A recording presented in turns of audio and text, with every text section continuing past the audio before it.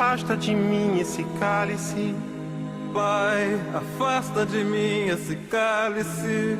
Pai, afasta de mim esse cálice de vinho tinto de sangue, Pai. Esse documentário que vocês assistirão foi uma idealização da Escola do Legislativo. A Escola do Legislativo é um órgão assessor da Câmara Municipal de Jaboticabal que tem 3 objetivos, ou seja, a capacitação dos funcionários, o parlamento jovem e a discussão de assuntos relevantes para a sociedade. Esse documentário é uma reflexão do golpe de 64, o golpe da ditadura militar, o golpe que cessou um período de democracia no nosso país. Então nós temos que refletir, que rememorar e valorizar a democracia e o Estado de Direito do nosso país. O golpe aconteceu em 1964 e permitiu a instauração do regime militar e a ditadura nos 21 anos seguintes. A justificativa dos militares envolvidos seria a instauração da disciplina e a hierarquia nas Forças Armadas, além de limitar a ameaça comunista que supostamente atingiria o Brasil. No início da década de 1960, o Brasil é marcado por problemas políticos que contribuíram para a renúncia do presidente Jânio Quadros, PTN, em 1961. Em carta, Jânio justifica: "Fui vencido pela reação e assim deixo o governo. Sinto-me, porém, esmagado. Forças terríveis levantaram-se contra mim e me intrigam ou infamam." O vice de Jânio, João Goulart, PTB, Jango, como era conhecido, assumiu a presidência do país. Com uma postura considerada de esquerda, Jango era visto como uma ameaça para a política brasileira. Seu objetivo era reduzir as desigualdades sociais brasileiras. Propôs reformas em vários setores da sociedade, como bancária, eleitoral, educacional e agrária. Trabalhadores do campo já poderão então ver concretizada, embora em parte, a sua mais sentida e justa reivindicação, aquela que dará um pedaço de terra pátria para ele trabalhar, um pedaço de terra para ele cultivar. Aí então, o trabalhador e a sua família sofrida, irá trabalhar para ele, porque até aqui ele trabalha para os donos da terra que ele aluga, ou para os donos da terra que ele entrega sua produção.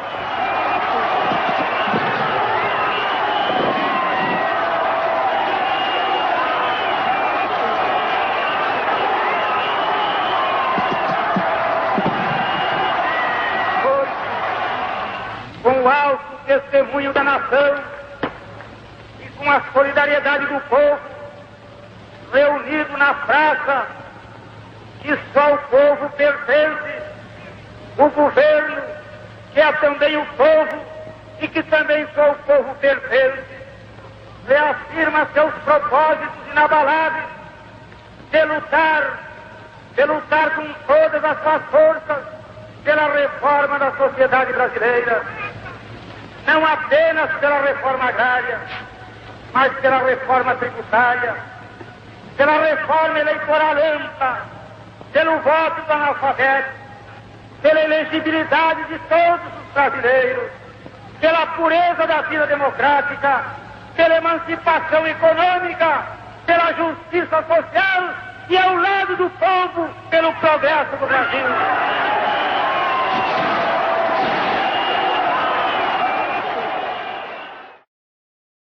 Imagino que alguns ouvintes estejam um pouco lembrados desta cara que apresentava, ou desta voz que apresentava na antiga Rádio Clube de Jaboticabal, o programa Rotativa Sonora, e também um grande programa musical todos os domingos ao meio-dia. Depois da minha passagem por Jaboticabal por uns 2 anos, eu vim para Jundiaí, onde me juntei com um velho amigo, Fernando Henrique Cardoso, para dirigir um jornal diário que tínhamos aqui, o Jundiaiense.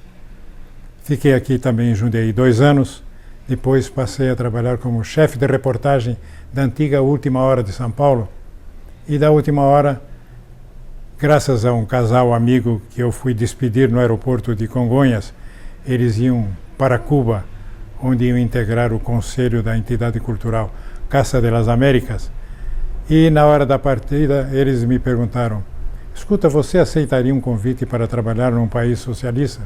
Disse: olha, dependendo do país, eu aceitaria. E logo 1 ou 2 meses depois chegou um telegrama desse casal me convidando para trabalhar na China como professor de português no Instituto, hoje Universidade de Línguas Estrangeiras.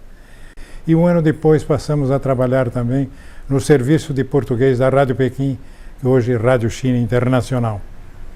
Com o passar do tempo, quando a China se abriu e os Estados Unidos reconheceram a China, o presidente Nixon foi à China e a imprensa de todo mundo foi lá fazer a cobertura. Inclusive a Rádio Guaíba de Porto Alegre foi lá com seu diretor de jornalismo, que era o Flávio Alcaraz, fez uma longa entrevista comigo. No final da entrevista ele disse: olha, já, a partir de agora você fica como correspondente da Rádio Guaíba em Pequim. A Rádio Guaíba repercutiu aí por outras partes do país e logo eu fui convidado também pelo jornal O Globo do Rio, depois pelo Estadão, o Estado de São Paulo, pelo Jornal da Tarde, pela Rádio Eldorado, pelo SBT da televisão, e fiquei então correspondente da mídia brasileira, de todos esses veículos, por uma porção de anos.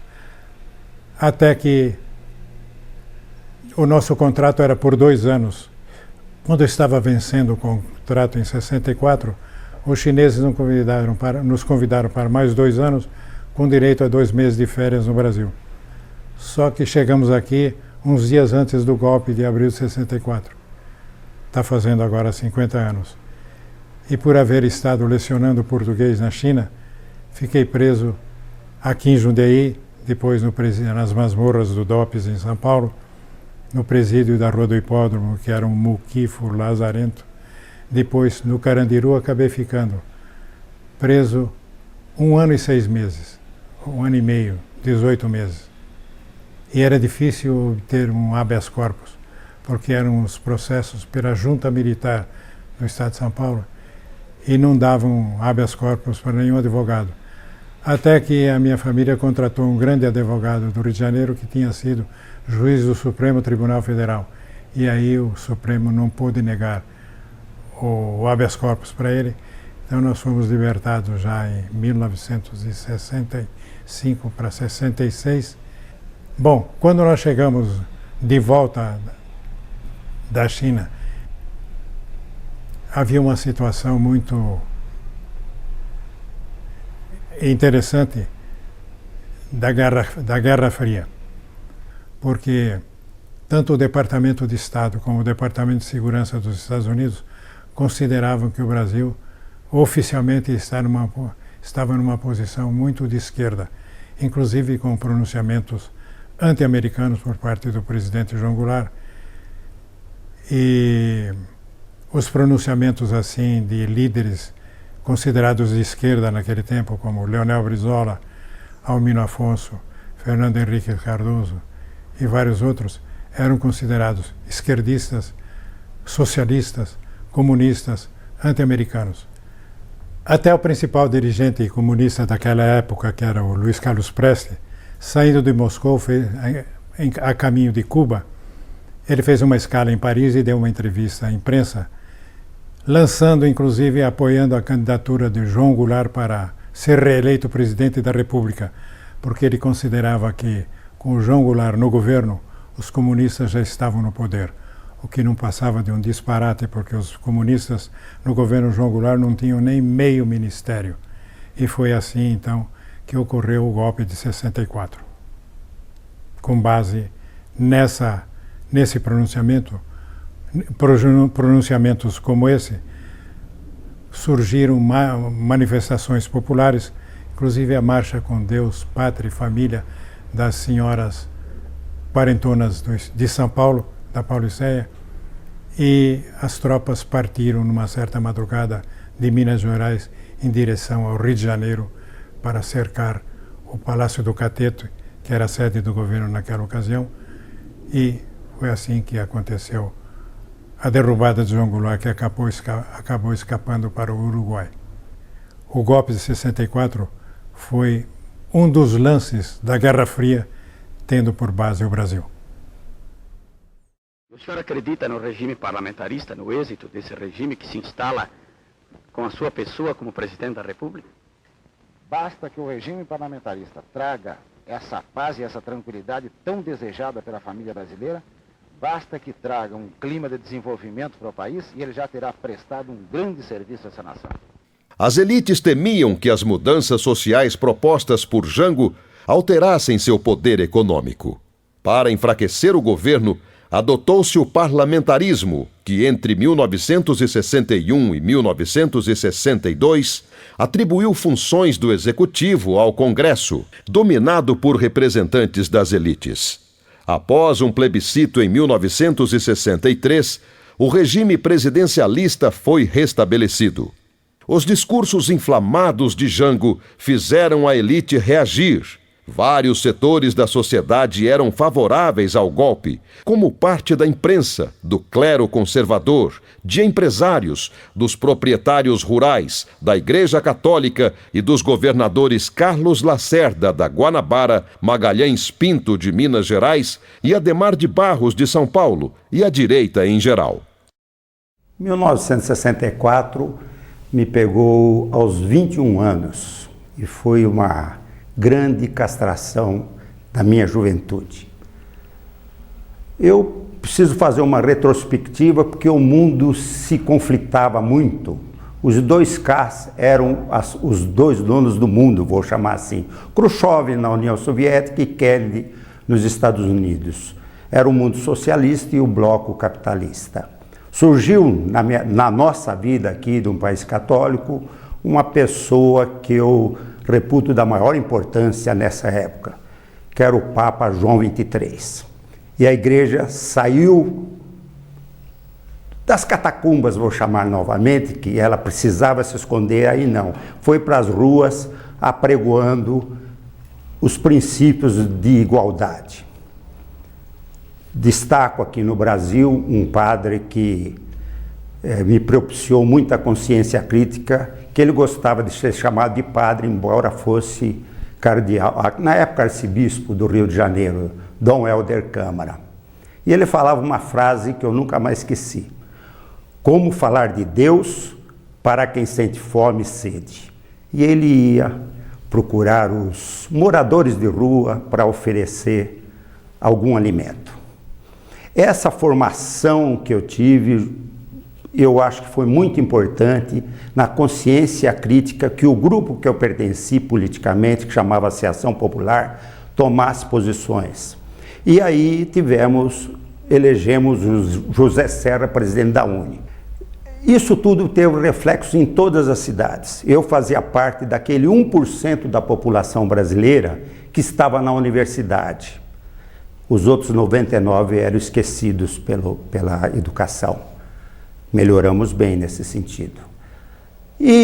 Mas nós tínhamos uma consciência crítica. Aqui em Jaboticabal, nós, grupos de universitários, fundamos um Centro dos Estudantes Universitários de Jaboticabal, que tinha o lazer das férias de janeiro e também palestras sobre política, educação, que promovíamos uma semana.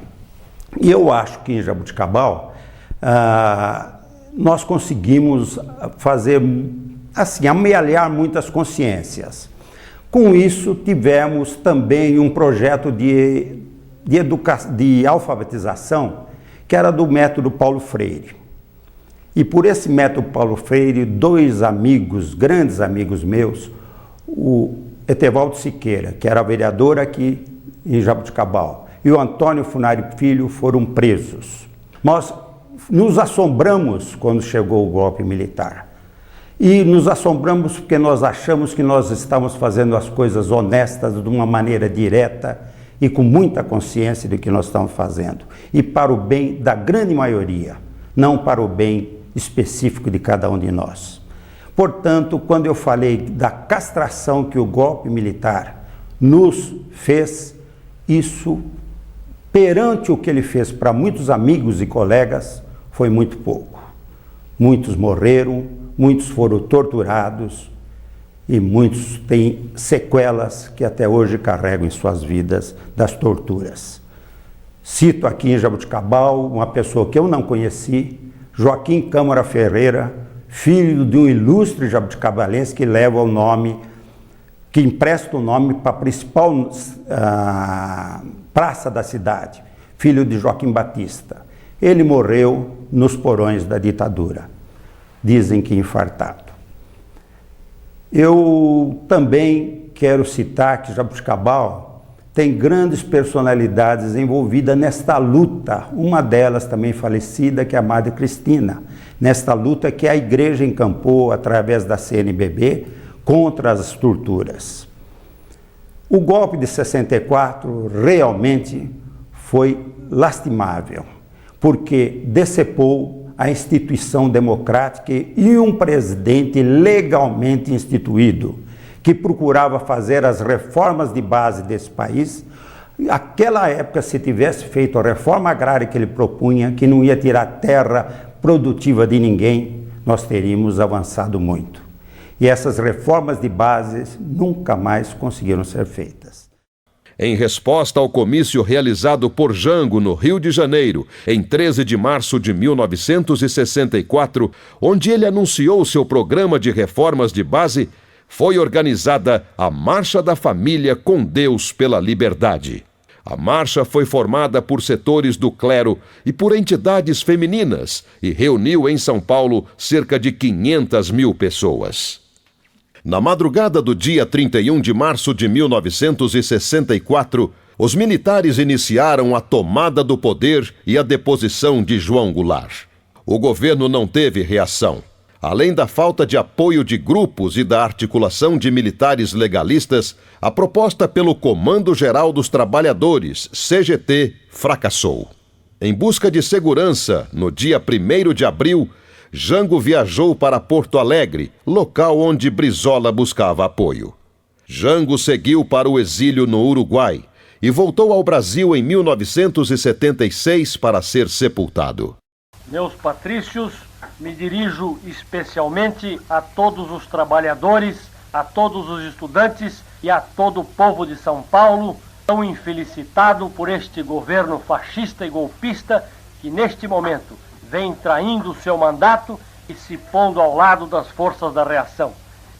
Julgamos indispensável que todo o povo se mobilize tranquila e ordeiramente, em defesa da legalidade, prestigiando a ação reformista do presidente João Goulart. É indispensável que se processe de uma vez por todas a divisão da riqueza brasileira entre todos os seus habitantes. Os outros são os golpistas que devem ser repelidos e desta vez, definitivamente, para que o nosso país veja realmente o momento da sua libertação raiado. Muito obrigado. No dia 9 de abril, foi instituído o AI-1, Ato Institucional número 1, decreto militar que depôs o presidente e iniciou a cassação dos mandatos políticos de João Goulart, Jânio Quadros, Miguel Arraes, Leonel Brizola e Luiz Carlos Prestes, entre outros importantes políticos. Nos primeiros dias após o golpe, uma violenta repressão foi instaurada. A CGT, a União dos Estudantes, UNE, as ligas camponesas e grupos católicos como a Juventude Universitária Católica, JUC, e a Ação Popular, AP, foram reprimidos. Milhares de pessoas foram torturadas e presas, muitas de forma irregular. Quando teve o golpe, eu estava em Ribeirão Preto. Logo no começo de abril, eu tive que sair de Ribeirão. Fui para Jaboticabal, quando recebemos um telefonema que a polícia tinha cercado a casa dos meus pais. Eu fui para lá de Araçatuba, sabe? Fiquei meio escondido lá na casa de parentes. Depois Marília, eu fiz esse trajeto. foi quando meu pai, em contato com meu pai, ele falou que eu precisava me entregar, porque senão não iam soltar o Etevaldo.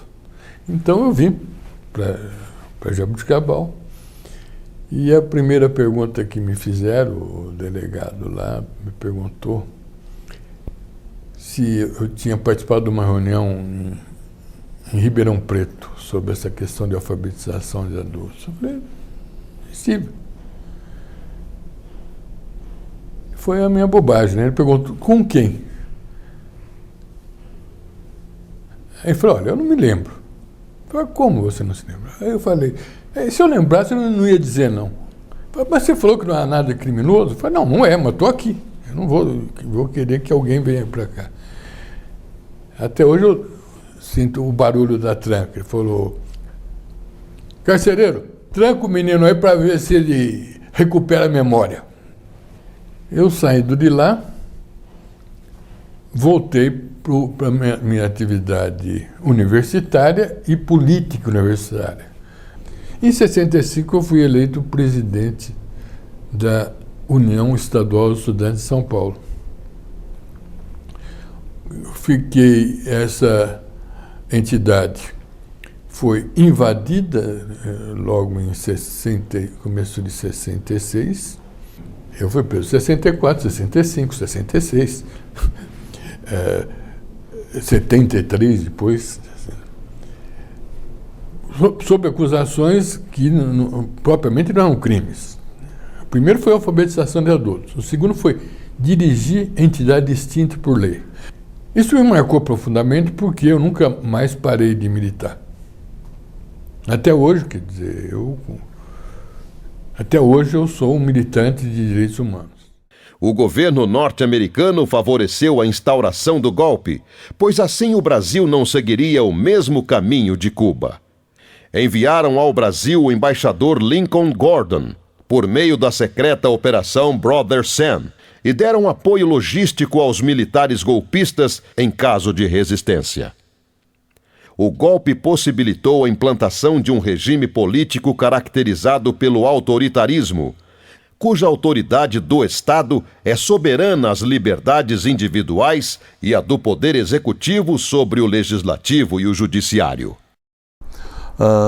Eu me engajei em duas coisas. Na Ação Popular, que era um partido político não formal, quer dizer, era um movimento político da esquerda católica, nascido da JUC, Juventude Universitária Católica, e também me entreguei de corpo e alma a um projeto de alfabetização pelo método Paulo Freire. Quer dizer, esse foi realmente o ponto talvez mais perigoso do ponto de vista político, considerando Jaboticabal na época uma cidade muito conservadora, com lideranças agrárias e políticas extremamente reacionárias, que não queriam que se falasse em alfabetização por aquele método, porque ele abria a cabeça principalmente das pessoas mais humildes, para uma realidade socioeconômica, né?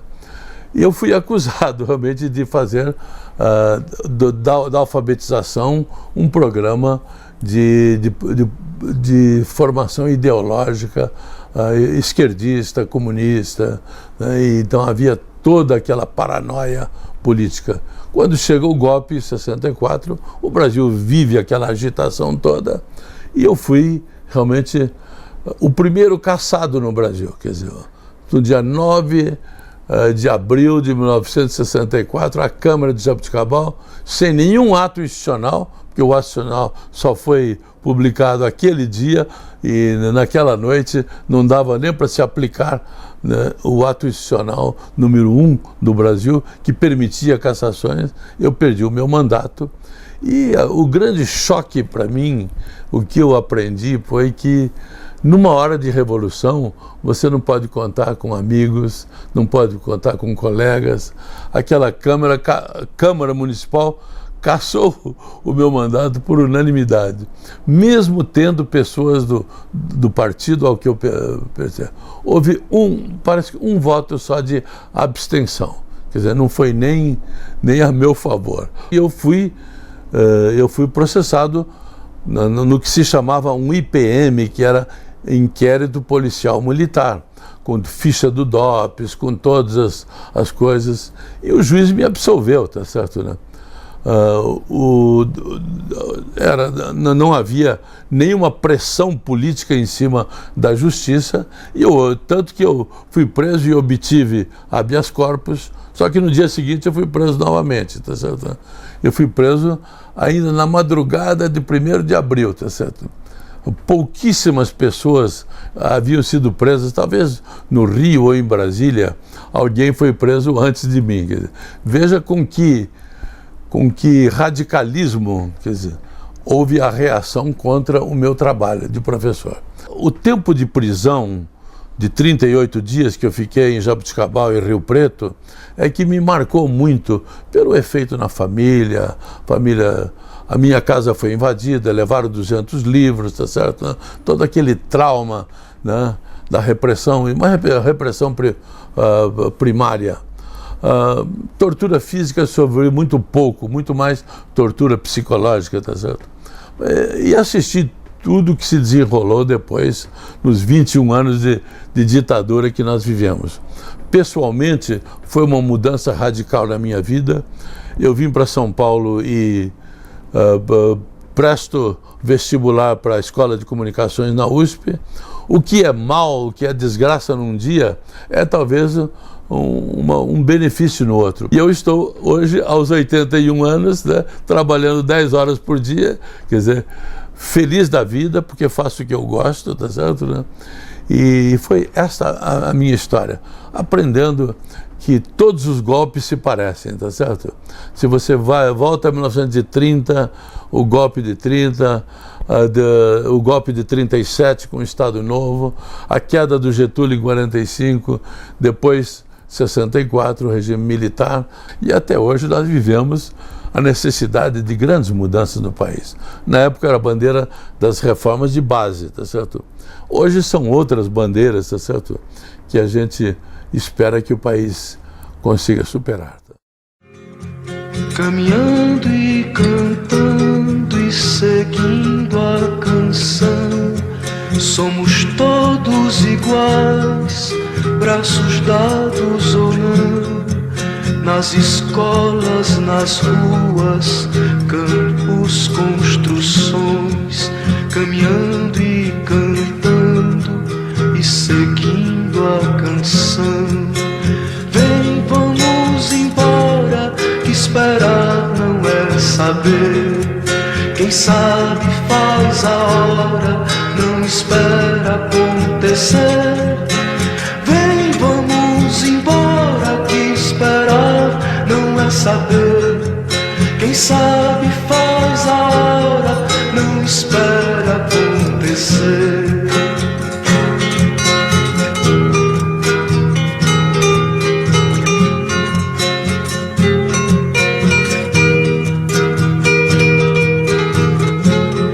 Pelos campos a fome, em grandes plantações, pelas ruas marchando, indecisos cordões, ainda fazem da flor seu mais forte refrão.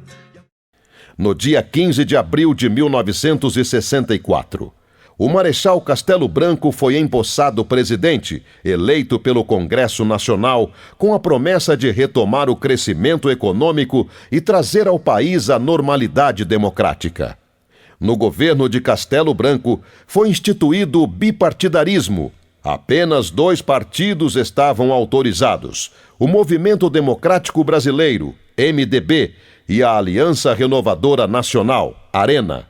Castelo Branco permaneceu no poder até 24 de janeiro de 1967.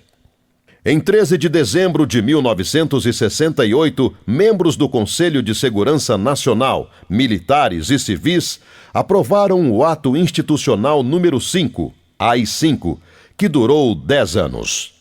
O mais duro golpe na democracia brasileira, concedendo poderes quase absolutos ao regime militar.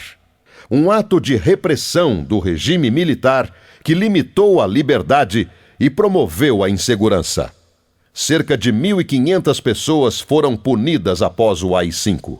Com a liberdade de expressão restringida, foram censurados mais de 950 filmes e peças, e milhares de pessoas sofreram torturas e foram mortas.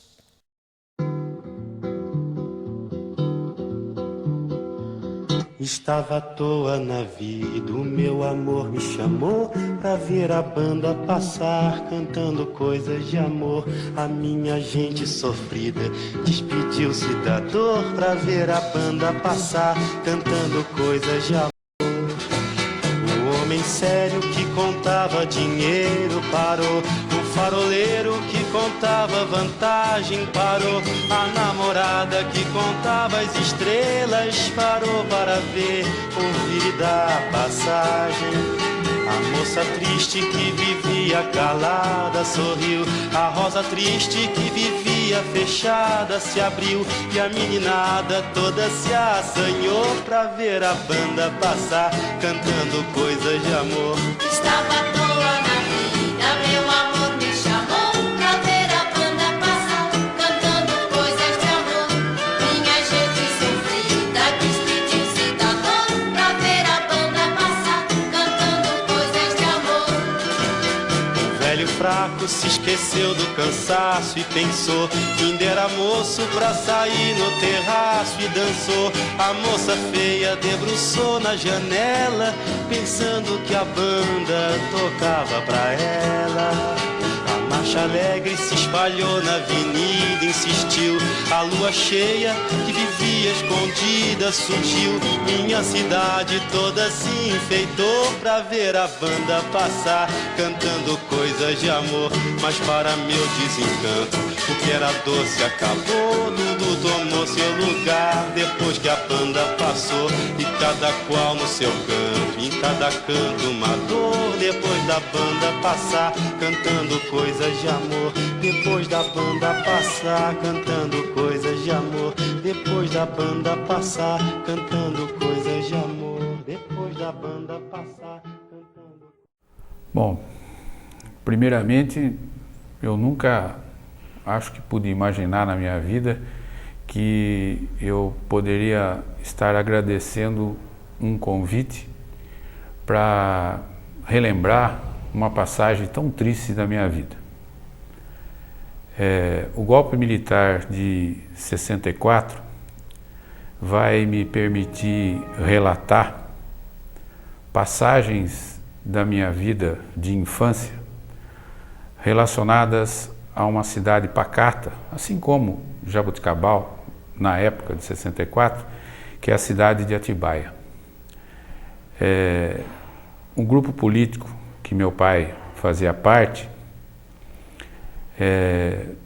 ganhou uma eleição municipal no voto popular e, na época, contrariou uma elite dominante que há muito tempo exercia o poder político na cidade. Isso coincidiu com o momento histórico desse golpe militar de 64, na realidade não foi uma revolução, foi um golpe, onde se instaurou um inquérito policial militar, um IPM chamado na época, financiado por essa elite. Uma das maiores vítimas dessa atrocidade exercida pelo golpe militar de 64 foi minha mãe, que tinha um irmão perseguido por essa ditadura militar e o marido, e eu com 12 anos de idade.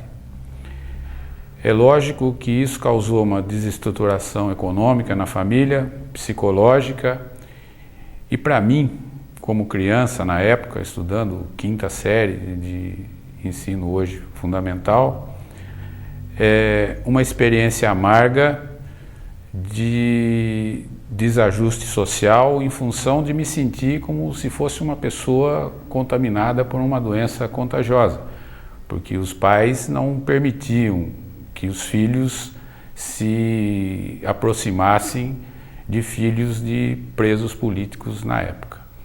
Isso foi é uma coisa que eu gostaria de deixar registrado, porque eu passei minha vida inteira como professor, como educador, e pude sentir na pele essa rejeição que é execrável para qualquer povo de qualquer parte do mundo. Esse grupo político, ele foi desestruturado por esse golpe militar. Algumas pessoas desestruturadas fisicamente, algumas famílias desestruturadas psicologicamente, economicamente, fisicamente, mas o que me faz me sentir muito bem nesse momento dessa entrevista, desse projeto, é poder dizer, finalizando, que as ideias desse grupo permaneceram e hoje deixaram muitos frutos na minha cidade e uma pecha extremamente valiosa na minha alma como cidadão que visa mudanças de ordem social com paz e com determinação para que a gente possa construir um país cada vez melhor. Eu tinha 15 anos no dia 31 de março de 1964. Eu saí de casa às 6 horas da manhã no ônibus. O ônibus foi interceptado pela polícia. A Avenida Presidente Wilson estava coalhada de polícia. Os trabalhadores tinham ocupado as fábricas e a polícia estava baixando o sarrafo. Eu fui a pé até a escola, peguei a Presidente Wilson, a Rua da Moca, embora fosse na Moca, era quase no Parque Dom Pedro. Cheguei lá, a escola estava fechada. E eu recebi um comunicado que eu estava suspenso por 15 dias. Não sabia nem porquê, eu era do Grêmio. Aí nós pegamos um grupo, estava todo mundo lá na rua, nós subimos até a Rua do Carmo, lá no Sindicato dos Metalúrgicos. O sindicato estava ocupado, o povo estava todo na rua. Uma repressão terrível. Gente pra caramba sendo presa. Eles fretaram os ônibus e iam prendendo as pessoas. Eu não sabia nem o que fazer para voltar para casa. Meu pai tinha um pequeno restaurante no centro da cidade, na Rua Barão de Itapetininga. Eu fui lá falar com ele, contar que eu estava desesperado, tinha sido expulso da escola, suspenso, expulso. Fui contar para ele, né? Ao mesmo tempo que estava com receio de contar, né? E lá do lado, era na Barão de Itapetininga o restaurante, e do lado tinha o Diário da Noite, na Rua 7 de Abril. E o Assis Chateaubriand e o Edmundo Monteiro fizeram a campanha Ouro para o Bem do Brasil. Era uma espécie de um pedágio que as pessoas davam aliança de ouro, brinco, broche, para combater o comunismo, para pagar a dívida e para combater os comunistas. E o Diários Associados, o Diário da Noite, eles tinham a TV Tupi, a Rádio Tupi, a Rádio Difusora. E transmitia direto. Se você conhece um comunista, denuncie para a polícia, mande prender, principalmente no interior. Era esse o clima. Quando eu cheguei lá para conversar com meu pai, o pessoal da direita do Centro Acadêmico 11 de Agosto, estava todo mundo armado. Até o Paulo Egídio Martins estava lá, ele não era governador, ele era um jovem naquela época. Eles estavam todos armados e se concentrando na Praça da República. Tava um horror. Eu fui preso no dia 17 de março de 73. Era um sábado. Eu tinha dado aula de manhã, né? Eu dava aula. Aí eu ia para a USP à tarde, no trote dos calouros. Eu já tinha 24 anos. Aí os caras da Operação Bandeirantes, né, vieram me pegar em casa. Prenderam eu e minha mulher. Nós tínhamos acabado de casar. Eles roubaram tudo que a gente tinha, todos os nossos presentes de casamento. Eles vieram com um caminhão da Folha, um caminhão baú disfarçado. Além de nos sequestrar, Eles roubaram tudo que nós tínhamos, tudo. Dizendo que nós tínhamos armamento, munição. Era presente de casamento, a gente era recém-casado. Aí nós fomos lá para o banco. Quando eu cheguei lá, o comandante da unidade era o Major Carlos Alberto Brilhante Ustra, hoje general. Ele estava muito nervoso, ele falou assim: "Oh, acabei de matar aquele filho da puta do Minhoca. Sabe quem é o Minhoca? O Alexandre Vanucci. Você sabe o que é isso aqui? Isso aqui é um Magnum. Eu vou te mandar para a Vanguarda Popular Celestial. Tá certo, Mug?" E eles estavam, o Minhoca estava preso numa solitária, numa cela forte, e eles estavam lavando, puxando o sangue, porque ele tinha feito uma cirurgia de apêndice, e eles deram 24 horas de choque no Minhoca, e ele vazou sangue por tudo isso, arrebentou todinho por dentro. Eu fiquei 90 dias numa solitária, nu. Depois eu fui pro DOPS, depois eu fui pro presídio de Hipódromo. Você não imagina o que eu vi, você não imagina o que eu vi de gente morta. Aí eu puxei cana, fiquei lá no presídio de Hipódromo, era um presídio horroroso porque era presídio de preso comum. Eu não cheguei a ser transferido para o presídio Tiradentes, onde ficavam os presos políticos. Fiquei num presídio misturado com os presos da justiça comum. O maior vexame era de sábado, que a minha mãe ia tentar me visitar e tinha essa maldita dessa revista. Ela era uma senhora, uma professora, tinha que ficar nua para poder entrar no presídio. Só foi 2 vezes, ela não aguentou. Além da tristeza, a humilhação de ficar nua na frente dos policiais para poder fazer a revista íntima. Por isso que eu aqui na Assembleia estou presidindo a Comissão da Verdade.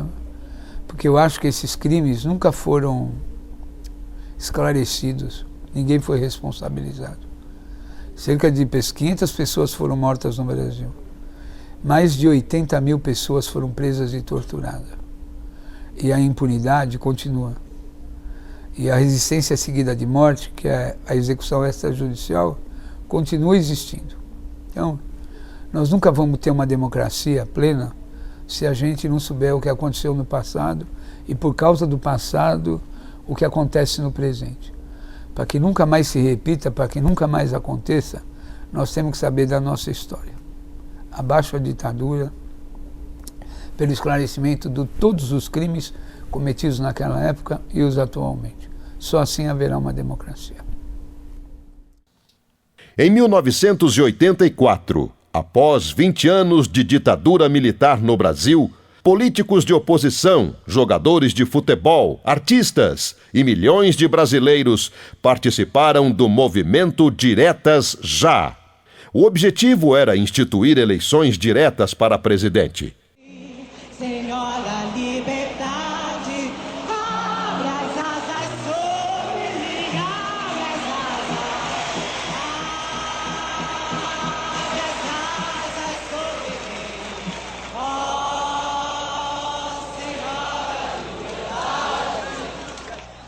Mesmo com tantas setas, tantas mutretas, com tantas tetas, com tantas metas, a gente vai levando, a gente vai levando, a gente vai levando, a gente vai levando as diretas.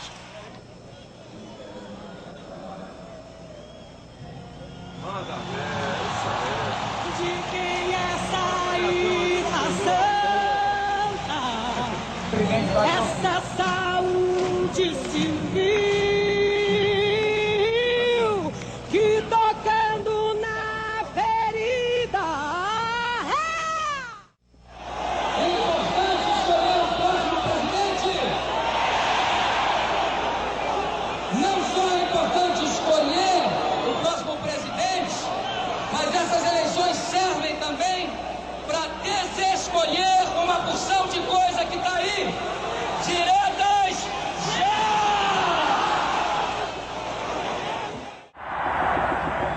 Vamos gritar bem alto que a gente é contra o FMI, que a gente é a favor da soberania brasileira, porque eles vão ter que ouvir o nosso grito, o grito de 1 milhão de pessoas nessa praça. Em 15 de janeiro de 1985, Tancredo Neves foi escolhido presidente pelo Colégio Eleitoral. Mas ficou doente e faleceu antes de assumir. Assume então o vice-presidente José Sarney. Lamento informar que o excelentíssimo senhor presidente da República, Tancredo de Almeida Neves, faleceu esta noite no Instituto do Coração, às 10h23. Em 1988, foi aprovada a nova Constituição do Brasil. A democracia começava a se estabilizar, apesar das barreiras enfrentadas até os dias atuais. O presidente da Constituinte assinou 5 exemplares originais da nova Constituição e, precisamente às 3:45, fez a promulgação. Declaro promulgada o documento da liberdade, da dignidade, da democracia, da justiça social no Brasil. Que Deus nos ajude, que isto se cumpra.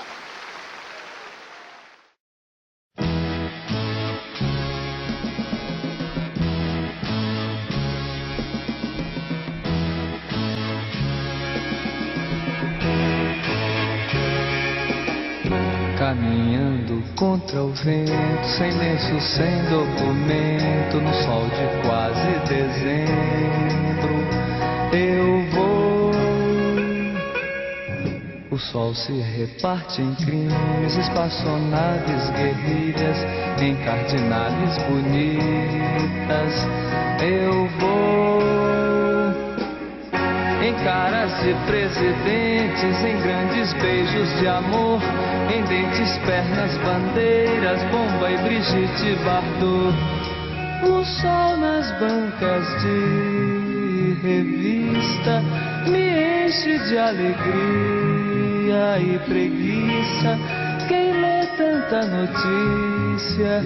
Eu vou por entre fotos e nomes, os olhos cheios de cores, o peito cheio de amores vãos.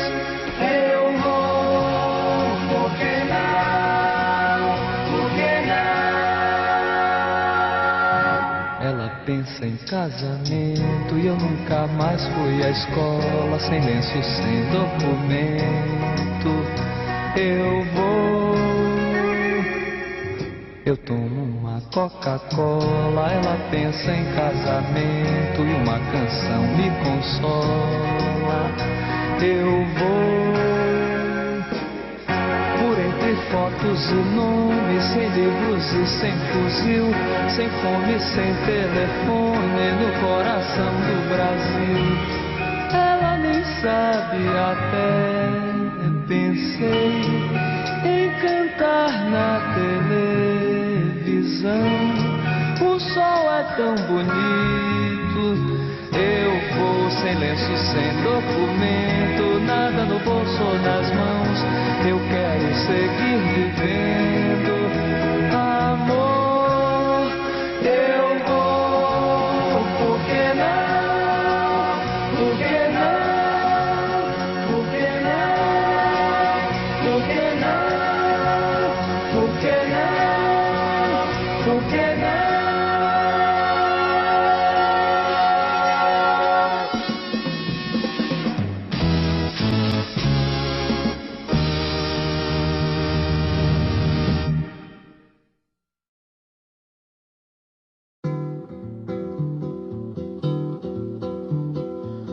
Estava à toa na vida, o meu amor me chamou pra ver a banda passar, cantando coisas de amor. A minha gente sofrida despediu-se da dor pra ver a banda passar, cantando coisas de amor. O homem sério que contava dinheiro parou, o faroleiro que contava vantagem parou, a namorada que contava as estrelas parou para ver, ouvir e dar passagem. A moça triste que vivia calada sorriu, a rosa triste que vivia fechada se abriu, e a meninada toda se assanhou pra ver a banda passar, cantando coisas de amor. Estava à toa na